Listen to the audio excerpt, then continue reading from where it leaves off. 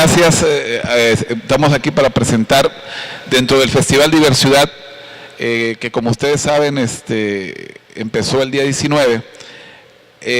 Quiero agradecer la presencia en esta ocasión de la escritora dramaturga, apoyadora de los derechos de la comunidad, Sabina Berman, que presenta su libro.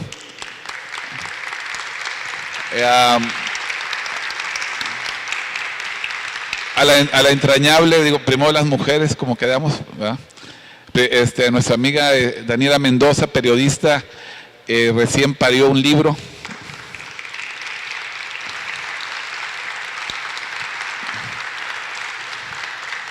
Y debo decirlo, a mi entrañable amigo que quiero mucho, mi cómplice y todo, hasta ahí nomás cómplice, Braulio Peralta, que él fue cómplice hace 10 años de este festival, y hoy que lo revivimos 10 años después, agradecidísimos de que estés aquí, sin subestimar la presencia de las dos mujeres biológicas, porque hay psicológicas.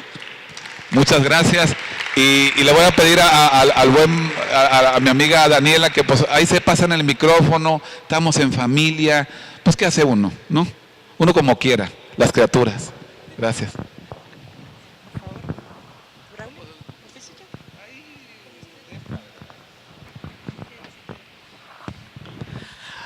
Bueno, aquí hay dos cosas importantes. Para mí, Gloria Trevi no es tan relevante como Sabina Berman, para mí, por muchas razones. Primero, porque Sabina pertenece a una casta de escritores y y Gloria Trevi pertenece al mundo de una estrella pop mexicana del espectáculo, sin duda importante, pero el que escribe es el que hace la historia. El que escribe es el que inventa las leyendas y los mitos de las personas. Y Sabina es novelista, es dramaturga, es guionista de cine.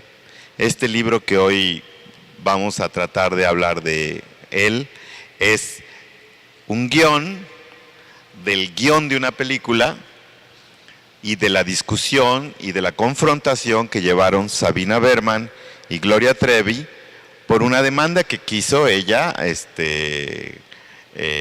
demandar a la dramaturga y que finalmente no llegó al buen término para Gloria, porque no tenía ningún sentido, todo estaba firmado, todo era real, y la película, el que la vio, ya sabrá de qué trata y de lo que es capaz Sabina Berman de escribir, que es lo más cercano a la realidad en ese mundo de sueños donde viven los artistas.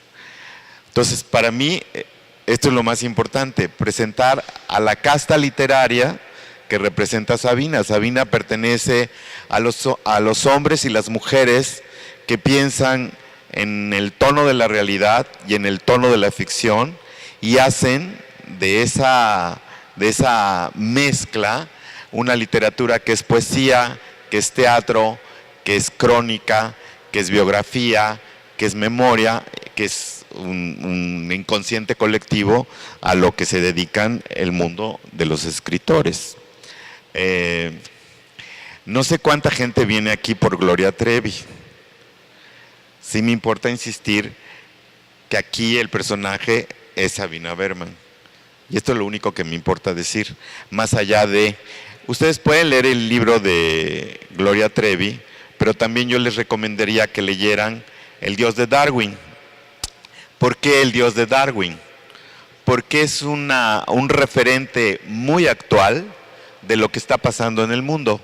Si alguien vio los sucesos de Orlando, de los 49 jóvenes de vidas truncadas por un esquizofrénico, loco, homofóbico, Omar Mir Siddique Marten, yo no quiero que se me olvide su nombre, pueden entender de lo que estoy hablando. El Dios de Darwin cuenta esta historia de un maestro universitario en Nueva York que viaja a Medio Oriente y es asesinado por el extremismo musulmán. Así de sencillo. Y lo que sigue es una saga que tendría que ser un éxito mundial, pero como nos pasa muchas veces en la literatura mexicana, pues Sabina nació en México, pero también nos pasa algo más terrible.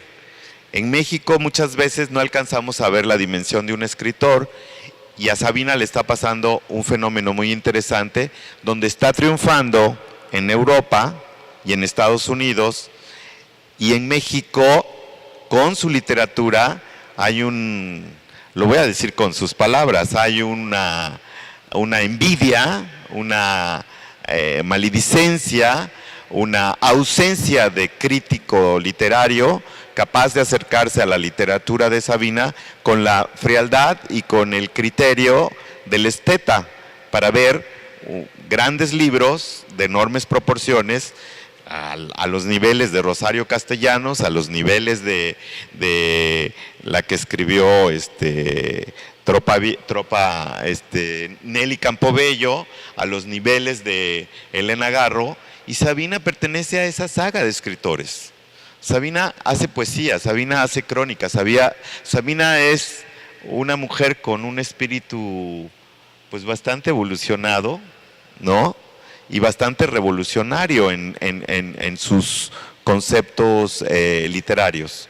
Esto es lo que yo me atrevería primero a decir. Y segundo, Sabina, preguntarte delante de todo mundo, ¿por qué Gloria Trevi?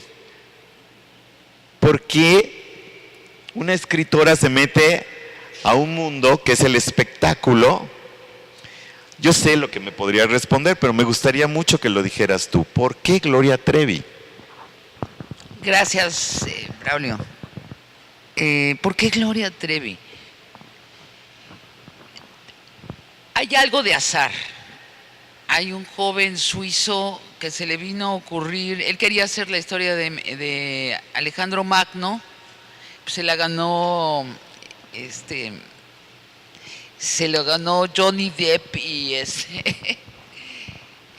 era un muchacho muy inocente, quería hacer una película, quería ganarse el mundo haciendo una película y leyó en el New York Times la historia de Gloria Trevi y le pareció el perfecto material para una película. Hay una larga historia de cómo vino a dar conmigo y estuvo un año pidiéndome. Desde que me lo dijo, yo sí pensé que era un material fantástico para una película. Y estaba ocupada en otra cosa y le dije, no puedo. Me esperó un año, no solo eso, se quedó a vivir en México y de alguna manera adquirí el compromiso, pero siempre, y sigo pensando que es una gran historia para llevar al cine, porque es una oportunidad de hacer un musical con una historia tragicómica muy de nuestra época, donde el tema central es el abuso de un género hacia otro, ¿no? La pederastía es una caricaturización de un estado continuo de cosas, que es la devaluación de las mujeres en la sociedad. Entonces me parecía, de por sí ese tema me parecía muy interesante, pero la oportunidad de hacerlo con música me parecía genial. Resulta, yo me casé muy joven, después me separé y viví una segunda adolescencia cuando las canciones de Gloria estaban en todas las discotecas del país y resulta que me las sé. Mi segunda adolescencia la viví con la música de Gloria Trevi y me la sabía. Entonces tenía una conexión íntima, cercana, la música de Gloria Trevi. No tanto ella como su música, que me pasa lo mismo con Juan Gabriel. Juan Gabriel, su música me es muy cercana y además es música que nos reúne a millones. Ese es un valor agregado en el caso de Gloria y en el caso de Juan Gabriel. Metiéndome más a la música de Gloria Trevi, encontré que había un valor literario. Sobre todo, no sé quiénes hayan visto la película, pero el centro de la película se podría decir cómo Gloria Trevi compuso El recuento de los daños. De eso trata la película realmente. A través de las escenas va construyendo lo que va a ser hasta el final, no, a las 3/4 partes de la película compone y canta el recuento de los daños, y hay una secuencia en donde se le ve en la cárcel, que yo creo que es la gran canción de Gloria a nivel musical y a nivel temático. Es una canción biográfica, completamente biográfica, y que además fue profética en su vida. Cuando le pregunté a Gloria por qué ocultaba la verdad de su vida, dijo: no es cierto, está en mis canciones, mi diario son mis canciones. Claro, en clave, ahí está el secreto. Cuando uno ve la película, esas canciones que uno tarareó en las discotecas o en reventones, lo que sucede es que adquieren otro nivel literario, porque capturan cosas muy tremendas de la vida de Gloria.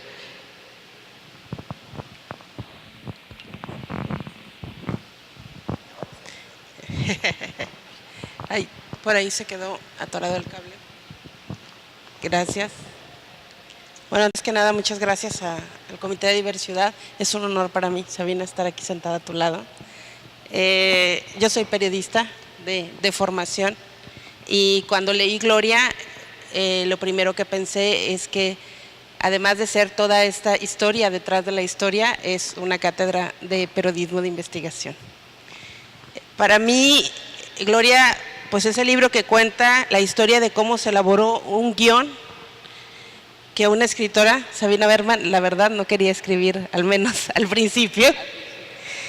Es la inverosímil, porque es inverosímil la historia de este suizo rubio casi albino, como lo comentas tú, que un día decidió que el descenso y el ascenso de la fama de una cantante de pop en México era una historia digna de ser contada, y se empeñó en ello.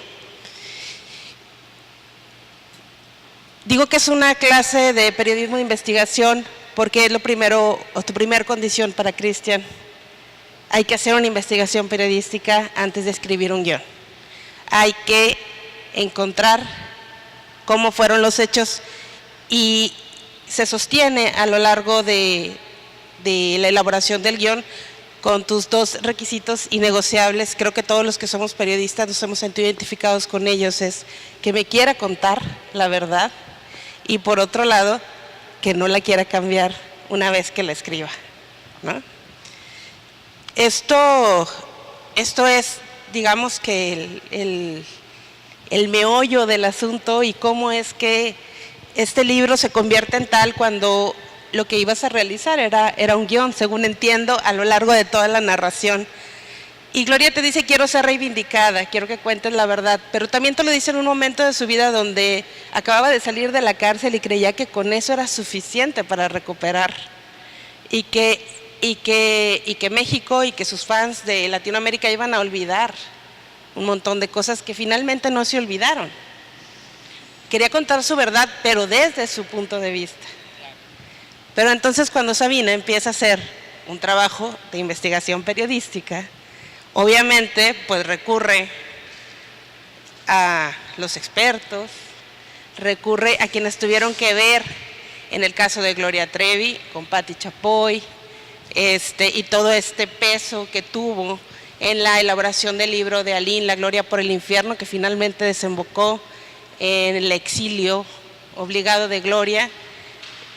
Y también pues hablaste con especialistas en relación a todo aquello que pudo haber hecho Gloria Trevi en su momento, es decir, cuánto generó, cuánto ganó, porque es increíble la cantidad de dinero que hizo Gloria Trevi, y finalmente no tenía nada cuando estaba en Brasil. No recibió absolutamente nada de los millones y 80 millones de pesos de aquel entonces generó Gloria Trevi con su música, sus conciertos y sus palenques.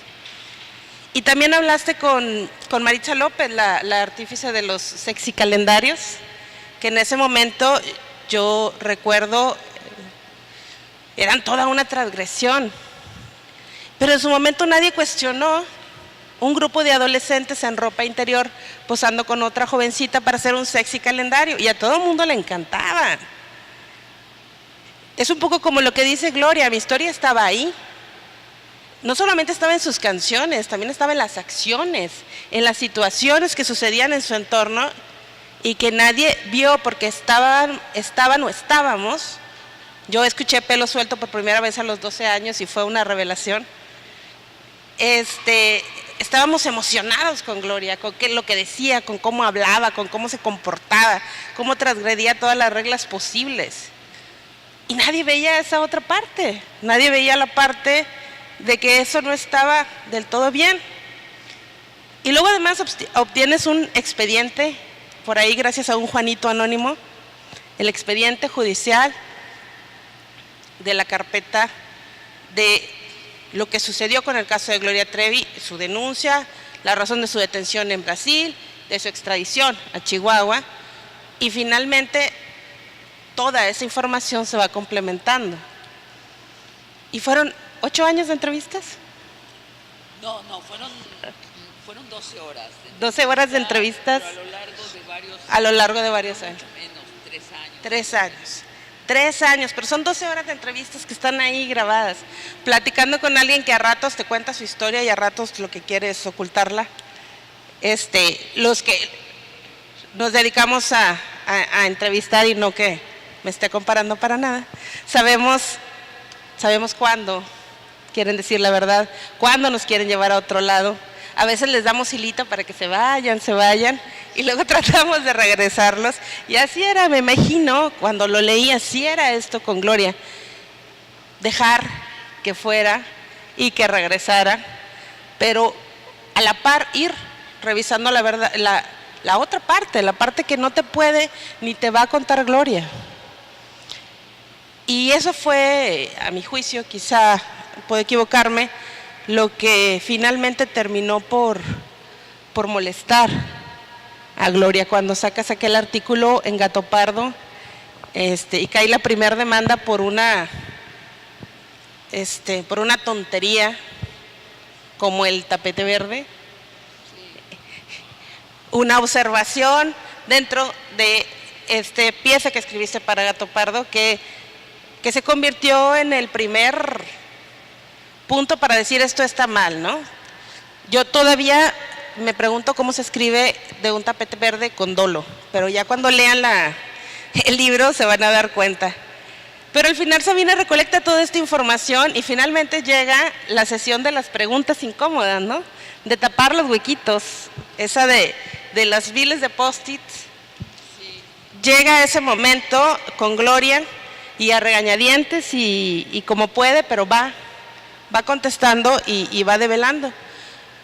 Y nos damos cuenta con la lectura del libro de lo que la liberó. Lo que la liberó fue una aberración jurídica, así se le llama.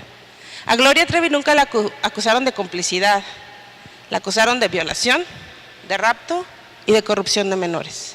Y no hubo prueba alguna para confirmar que ella específicamente cometió una violación en perjuicio de estas chicas o que las raptó. Entonces salió liberada, finalmente salió liberada. Un descuido jurídico porque al momento de presentar la denuncia era tal la situación que se vivía. El caso de Gloria Trevi y el clan Trevi Andrade se convirtió, como dices también en tu libro, en una subtrama del periodismo de espectáculos que nadie se encargaba de verificar, simplemente salían cosas por aquí, por allá, por allá.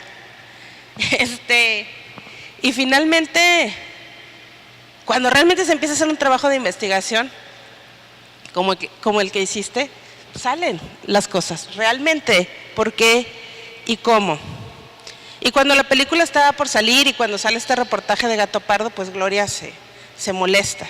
A pesar de que había dicho que quería ser reivindicada y que quería la verdad por encima de todas las cosas, resultó que la verdad no era esa la verdad que ella quería. Y a mí me llama mucho la atención el final de tu libro, porque cuando vas relatando que toda esta horda de fanáticos que recuperó la Trevi en todo este tiempo, en el que estuvieron haciendo el poder llegar a la realización de la película, te atacaron terriblemente. Te atacaron terriblemente, te ofendieron, te amenazaron y no había nada que pudieras hacer. Y buscaste a Gloria para decir, tú que sufriste, pues que le paren, ¿no? ¿Cómo le paramos? Y no pararon, nadie paró. Pero eso no impidió a Sabina Berman escribir el guión, tal y como lo tenía pensado, porque aún conociendo toda la historia, no cambiaste la idea, que eso es lo más importante, porque después de hacer toda la investigación, comprobar todos los datos, investigar, conocer, verificar, la historia fue exactamente la que se había propuesto contar. Como dijiste y cumpliste tu promesa, escribiste lo más apegado a la verdad posible. En el camino, dices al final, perdiste la amistad de Gloria, pero afortunadamente, pues siempre fuiste más amiga de la verdad, y esa es la gran lección, de algún modo, que a mí en lo personal me quedó de la lectura de tu libro.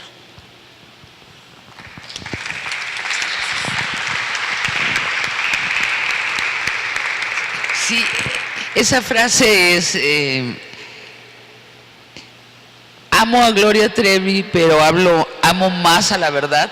Es una paráfrasis de lo que le dijo Aristóteles a Platón. Dijo, amo a mi amigo Aristóteles, pero amo a mi amigo Platón, pero amo más la verdad. Y es muy significativa porque Aristóteles es el filósofo de la verdad objetiva. O sea, el que quiere encontrar la verdad en el mundo físico, quiere medirla, compararla, observarla, escribir la historia de cómo se comportan las hormigas observando a las hormigas. Y Platón es el filósofo que le aburre la realidad y entonces se abstrae e imagina una explicación metafórica y metafísica de la realidad. Dice, no, lo que hay en la realidad son sombras de algo que existe en otro lugar. Y es la gran diferencia entre la ciencia y las religiones, ¿no? Las religiones es una observación muy parcial de la realidad, complementada y explicada con metáforas inventadas que supuestamente suceden en un mundo sobrenatural. Ese conflicto entre la verdad objetiva y la verdad inventada me ha preocupado mucho los últimos años. A Gloria también le preocupa, no expresado en estas mismas palabras, pero Gloria decía, si les puedo contar una telenovela donde yo salgo de Caperucita Roja y todo el mal del mundo se concentra en otros, ¿por qué les tengo que contar la verdad? Esa era la gran pregunta de Gloria al final de cuentas. Textualmente, al final, cuando nos enfrentamos con el pobre juez de Los Ángeles que no entendía nada, no entendía cómo podíamos tener un juicio alrededor del tema que estábamos teniendo. Se necesita ser mexicano para saber que nosotros pensamos que la verdad es un acto de voluntad. O sea, ¿no? Y que puedes llevar a alguien a juicio y ganarle el juicio porque tienes amigos y cosas así, ¿no? El señor de Los Ángeles no estaba enterado de estas costumbres y afortunadamente Gloria me llevó a juicio en Los Ángeles. Si no, decía cada rato, ¿me pueden traducir? Translation, porque creía que estaba oyendo mal. La gran afrenta, la raíz de la afrenta de Gloria es que yo hice una investigación periodística, es decir, que fui a hablar con otras personas, que busqué el expediente, que traté de encontrar indicios, ya era una realidad vieja, entonces había pocas cosas que encontrar, pero sí testimonios y cruzarlos, como explico en el libro. y ella no veía la necesidad. ¿Por qué no tomaba yo a pie juntillas lo que ella me estaba diciendo? Y en dado caso que encontrara que era falso, ¿por qué no lo tomaba de todos modos? ¿De acuerdo? Esa era su pregunta, que es la misma que te hacen los políticos, ¿no?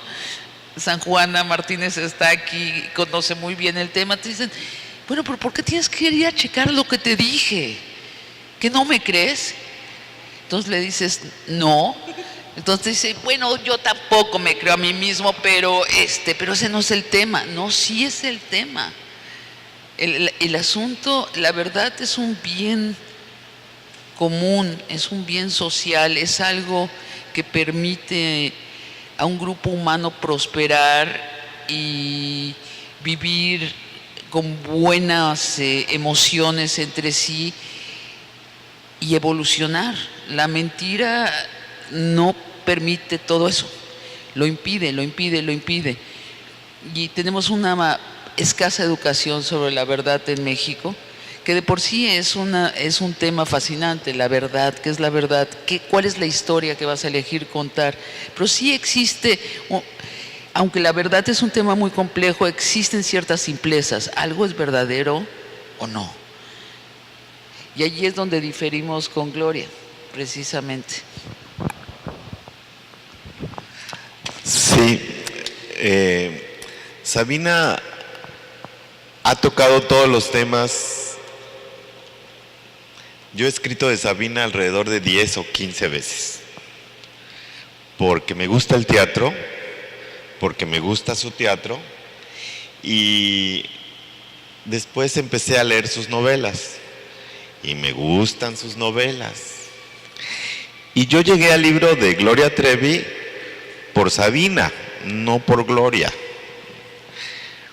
Pero cuando me invita Mario a invitar a Sabina, yo no quería pasar la oportunidad de que sucediera, porque la mayoría de los personajes que Sabina toca en sus obras son mujeres. Difícilmente son hombres. Y es el amor, el sexo y la diversidad también parte de sus temas. Por ejemplo, en Muerte Súbita es la bisexualidad. Por ejemplo, en La mujer que buceó en el corazón del océano es una historia de amor de dos mujeres. Por ejemplo, en El Dios de Darwin es la historia de un homosexual masacrado por el extremismo islámico. O sea que no está lejos, Mario, de que esté Sabina con nosotros y que no perdamos la oportunidad de preguntarle, Sabina, ¿estás definida? ¿Definida en qué? ¿En mi vida privada? En la vida que tú quieras. No. La pregunta, ¿cuál es la pregunta? La pregunta es, ¿qué tanto tienen que ver tus personajes con tu vida?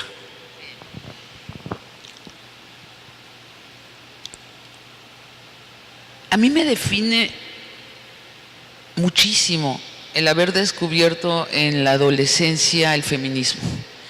Y con eso darme cuenta que estaba en un mundo que estaba construido en contra de mí. Donde mis sueños universales, los que no dependían de que yo fuera mujer, estaban mal vistos. Y que recibía una cantidad de limitantes que no me decía nadie que las tenía, pero que se ejecutaban. Un señor que se me cruzaba frente a la puerta y no me dejaba pasar. Que en mi clase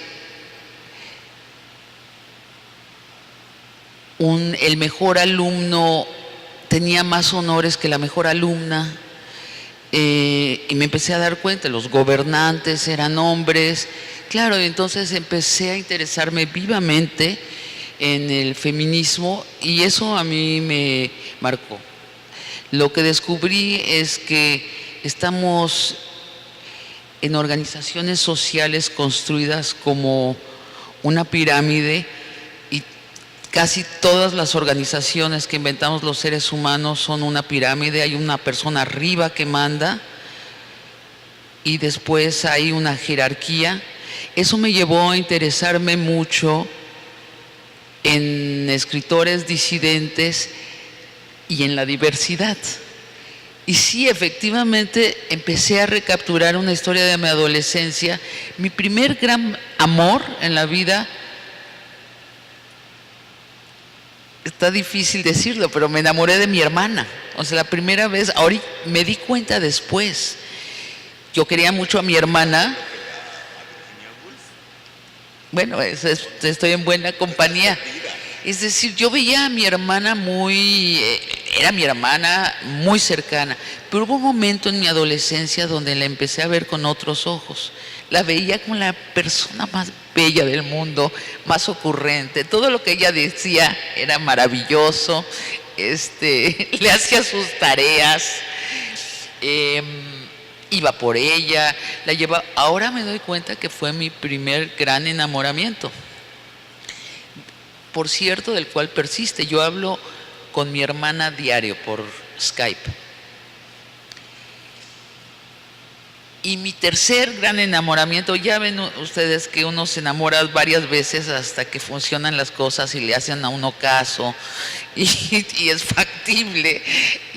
Mi tercer enamoramiento fue de nuevo de una maestra.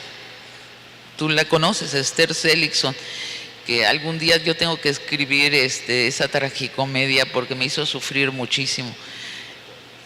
Sí, era una de las personas más seductoras y malas, no, bueno, malas, sí era sádica, o sea, no sí. Un día nos juntamos 3 alumnas de teatro en una cafetería, Astrid Haddad, la Beba Pecanins y yo. Intercambiamos notas sobre Esther y descubrimos que las 3 creíamos que nos estaba seduciendo Esther, nuestra maestra. De cierto sabíamos que nos gustaba mucho, pero teníamos la sospecha que nos estaba activamente seduciendo, como las religiones monoteístas, ¿no? Que tienen todas un Dios, pero cada uno es otro Dios. Igual, nosotros descubrimos que creíamos que éramos la alumna predilecta de Esther Seligson, ¿no? Entonces hicimos una apuesta. Dijimos, la primera que la bese en los labios se gana 1,000 pesos, que era muchísimo en esa época.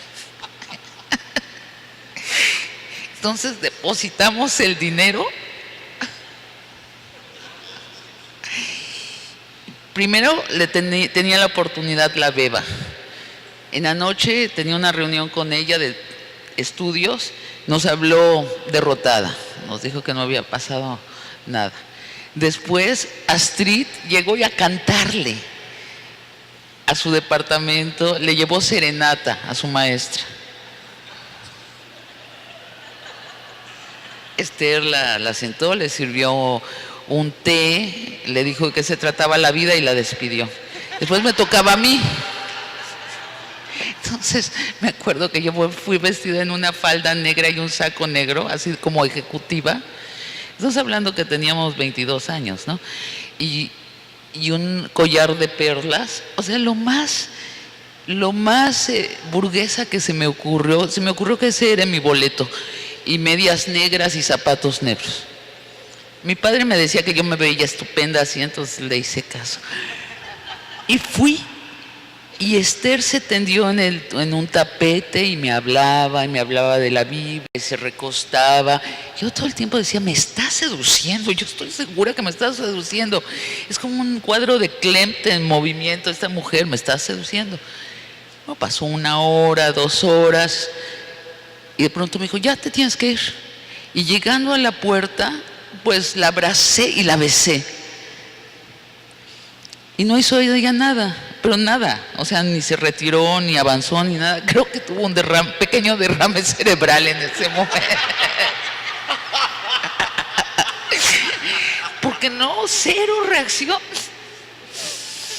Me separé y le dije, ¿cómo ves? Me dijo, y volví yo, volví a besarla, la llevé a su sala, la seguí besando y en cierto momento me dijo, oye, viene mi traductor. Le digo, ok. Y me fui. En la noche, obviamente, Astrid y la Beba llamaron. Les dije, fíjense que no la pude ver.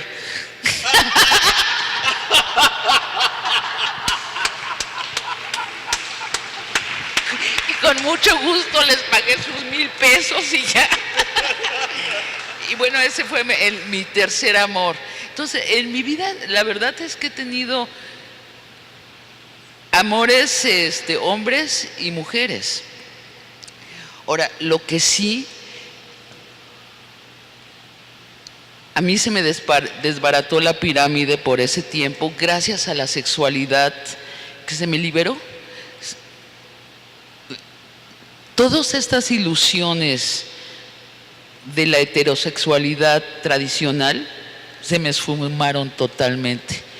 Y entonces me volví una mujer problemática para muchos hombres, porque si uno pide no vivir en un triángulo dentro de un matrimonio, se necesita un hombre que también haya roto ese triángulo para soportarlo, porque si le dicen desde niño que se merece privilegios por el único razón de ser hombre, y llega una mujer y le dice, pues no los reconozco, dicen, qué mujer más resentida, ¿no?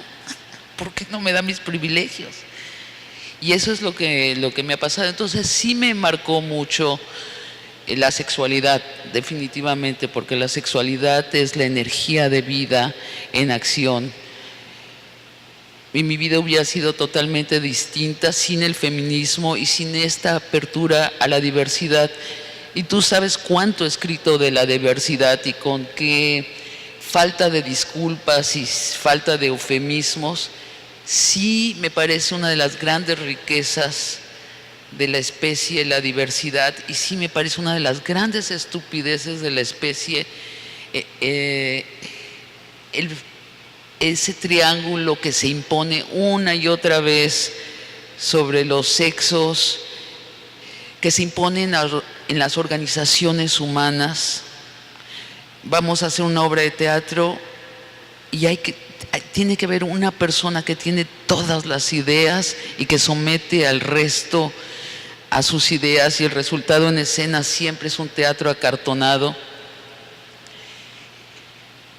En la política me parece un despropósito, no encuentro ninguna razón por la cual hay un presidente que preside sobre todo un aparato de un país de 140 millones de gente. En fin, a mí el triángulo, la pirámide impuesta sobre las cosas se me desbarató muy, muy joven. Y lamento mucho que lo veo persistir de una manera tan terca.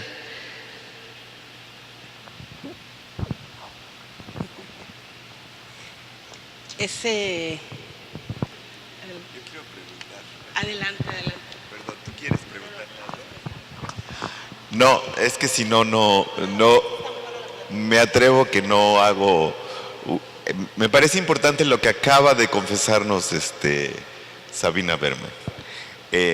¿Para qué? Para explicar que el feminismo de Sabina está patente en una obra que se llama Entre Pancho Villa y una mujer desnuda, que la bisexualidad está patente en Muerte Súbita y que el toque de la diversidad está en sus novelas.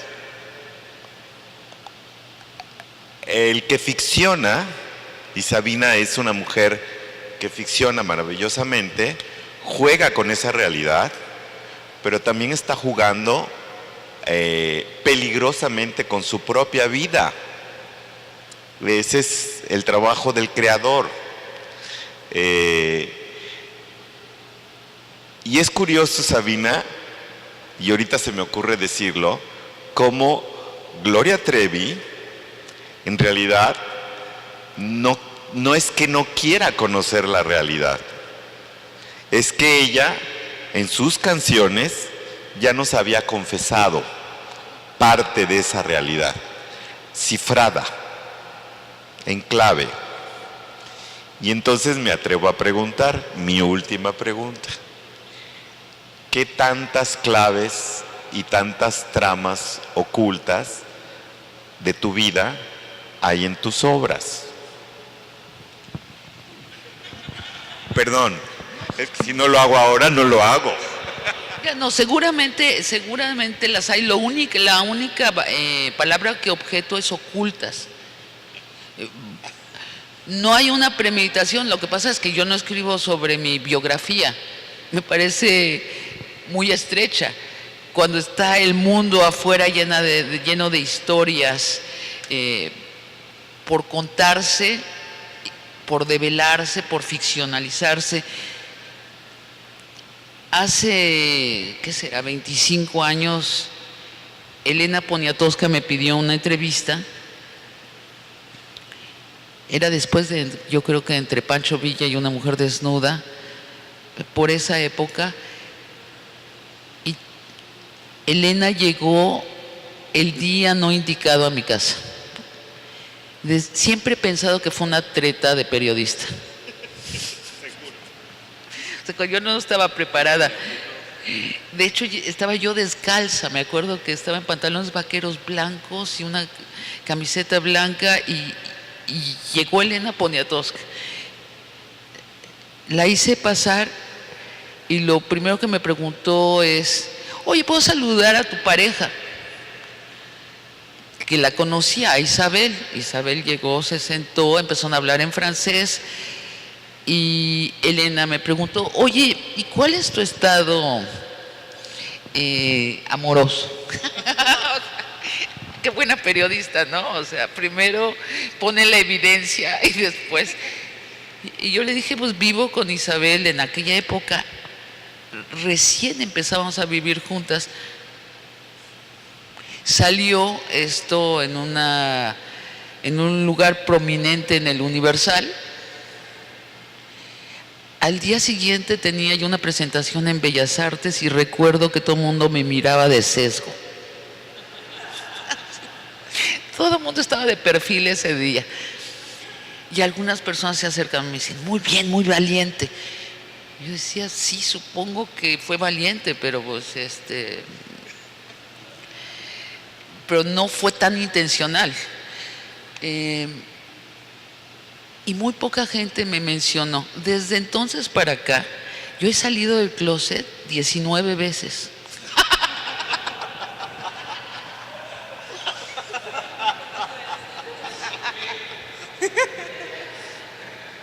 No, 19 contando esta. Pero es que lo digo, y quien lo cubre es el medio cultural. Yo he pertenecido a consejos de revistas culturales de importancia, en donde cuando tocamos el tema de la diversidad, yo soy muy radical, pero muy radical. Digo, eso no lo podemos hacer. Lo tenemos que tratar así, asá, o si no, yo me retiro, ¿no? Cuando regresa el triángulo ahí a imponerse, o esta necesidad de retroceder siempre 30 años para estar en camino seguro. Y cuando me preguntan si yo tengo algún interés personal, vuelvo a salir del closet. Esas no las estoy contando porque esas no son públicas, y vuelvo a decirlo. Y en mi alrededor, pues la gente que conoce mi casa, todo el mundo sabe mi vida. Insisto, yo creo que lo interesante, ojalá escribieras de esto, son las 19 veces que lo tapan. O sea, me recuerda mucho. Soy hija de inmigrantes polacos. Ambos llegaron a raíz de la Segunda Guerra Mundial a México. Ambos son judíos, se conocieron en México y se casaron.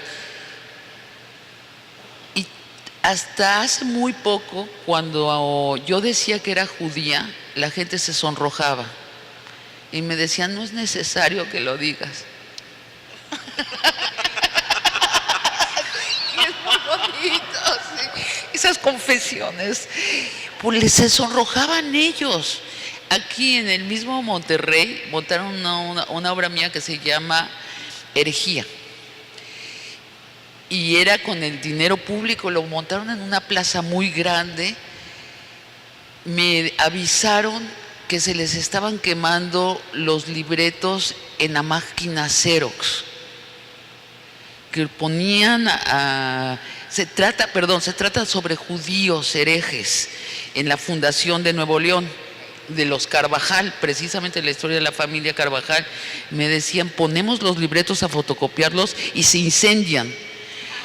Y les dije, ¿saben qué? Patenten esa máquina Xerox porque es una maravilla.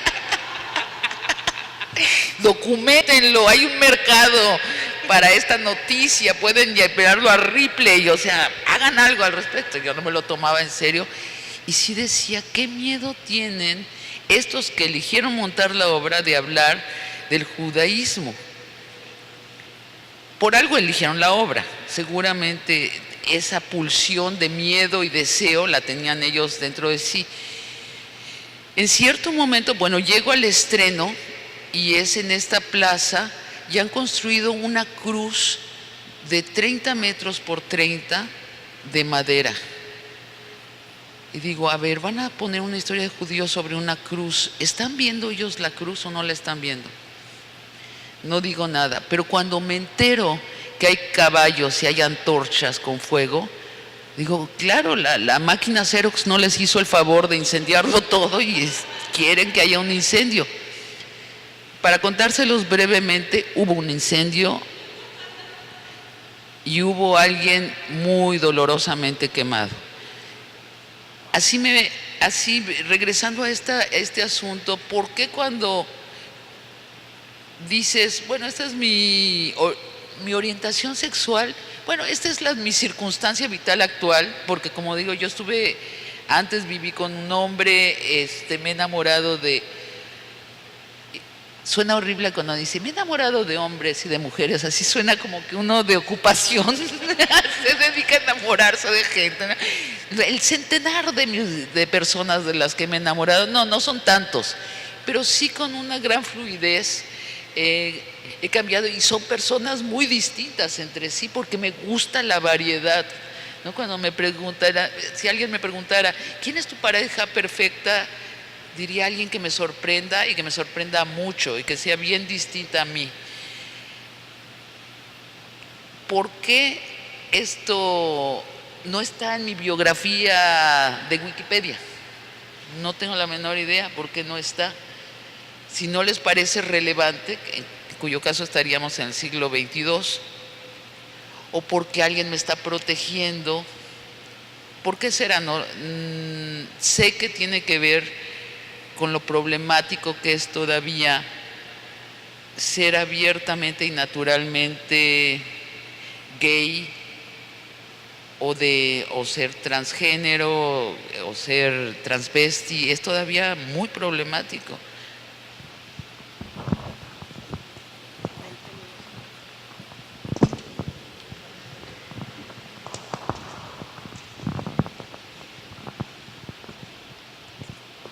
Decías ahorita que cuando tienes estas reuniones editoriales y tienes la oportunidad de defender el tema de la diversidad,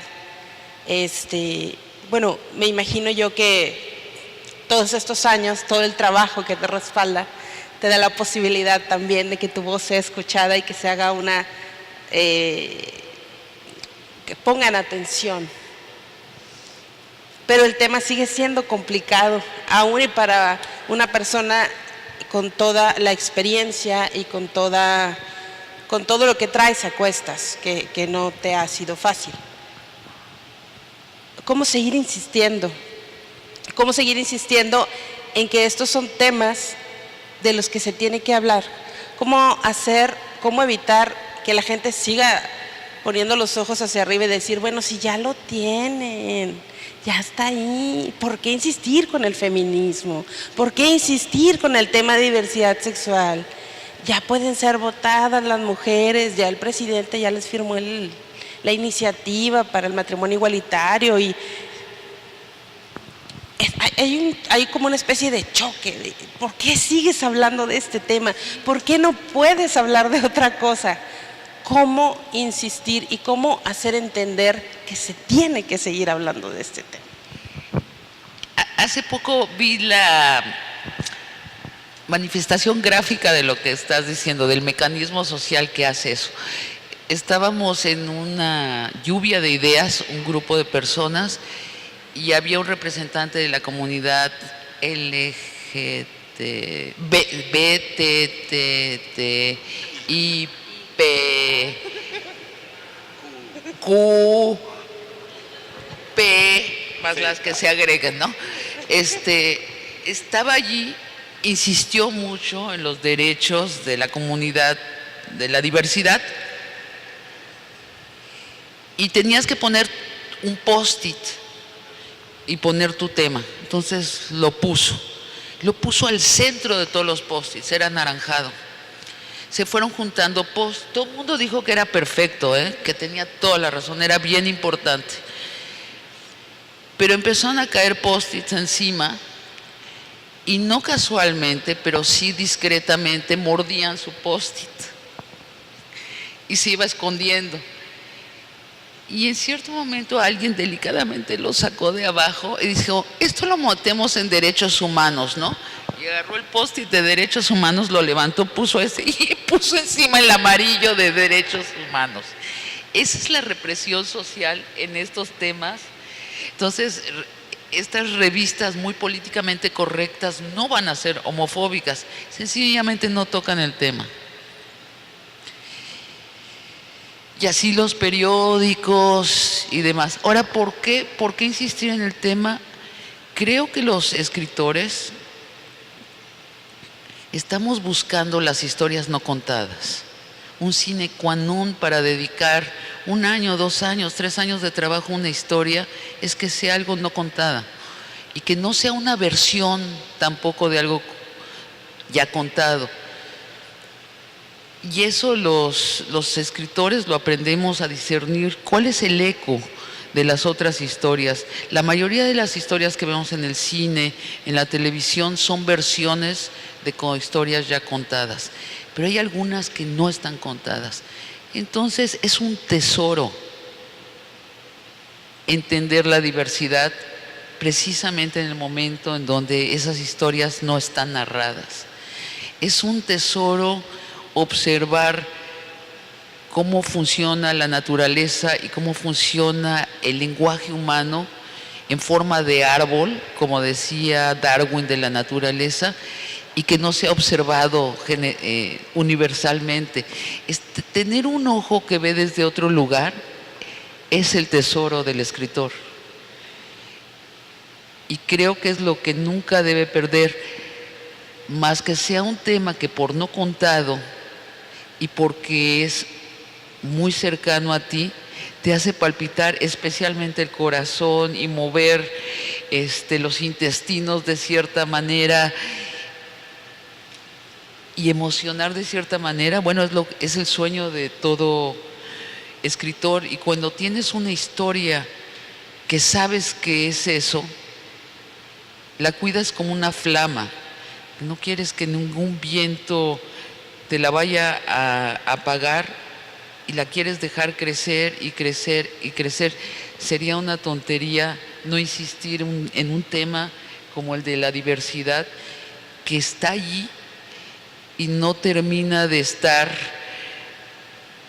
en el camino central, por supuesto que no. Y lo estoy diciendo junto a Braulio, que nos ha dado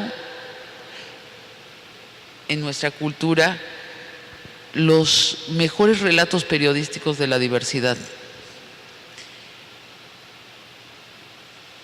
¿No te sientes afortunado de haber podido cronicar un movimiento social de la importancia cultural, de la importancia histórica, que hayas estado tú y no haya estado otro? Bueno, sí estaban otros, pero si lo hiciste tú, fue porque lo viste más claramente, porque arriesgaste, porque pusiste tu tiempo y tu trabajo, pero que nunca tapaste. Voy a contar cuál es el nuevo libro de Braulio.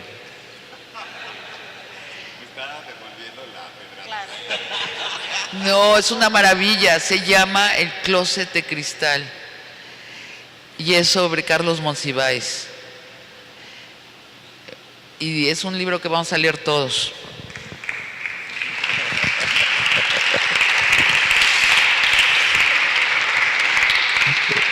¿Cómo hizo la pregunta de periodista, verdad? Bueno, tenemos que terminar, ¿no? Porque si no nos corren y la institución y el sindicato y pagos extras, ¿no? Yo entiendo todas esas cosas.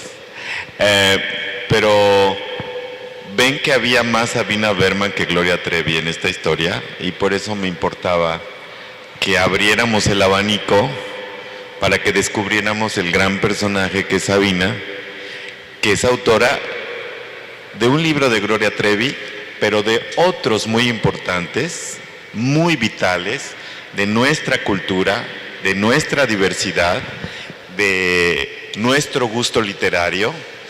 Y Sabina, muchas gracias. No sé si alguien quiere hacer una última pregunta, rápida y certera. Pregunta, no opinión. ¿Sí? Sí, claro. Buenas noches. Cuando escribió Entre Pancho Villa y una mujer desnuda, ¿pensaba en alguien para interpretarla o fue casualidad que haya sido Diana Bracho extraordinaria?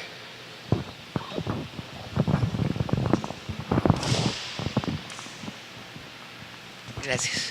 Es una pregunta muy interesante. Lo que a mí me sucede es que mientras voy escribiendo, lentamente me voy despegando de los modelos reales y empiezo a imaginarme actores específicos para actuarlo. En el caso de Diana fue muy afortunado porque además yo ni la conocía, es mi segunda obra, que estaba lejísimos Diana Bracho de mi realidad y la visité, le llevé el libreto y me puso dos condiciones nada más: que a ella no la viste en vestuaristas, ella se viste a sí misma en escena, y la otra es que el teatro que estaba pensando yo era muy chiquito y quería un teatro muy grande. A mí me pareció muy difícil, pero si Diana Bracho tenía la locura de fracasar tan públicamente, pues no se notaría mi fracaso detrás del fracaso de ella. Y entonces fue una suerte, y fue una suerte conocer a Diana. Bueno, y nada más para terminar, decir que el personaje de Diana Bracho, detrás del personaje de Daria Bracho, hay varias personas vivas. Entre ellas, ella acaba de mencionar a Esther Seligson, y hay otro personaje más, ¿no? Se me olvida el nombre de la otra, de él, Granados Chapa, ¿no? Estaba Granados Chapa, estaba Gili. Adolfo Gili, sí, estaba basado en puros personajes reales. Estaba la hija de, la nieta de Elías Calles, Gina Elías Calles. Ella, Gina Elías Calles, exacto, que además se llama Gina en la obra. Esa fue al estreno y estaba feliz. Dice, sí, soy idéntica.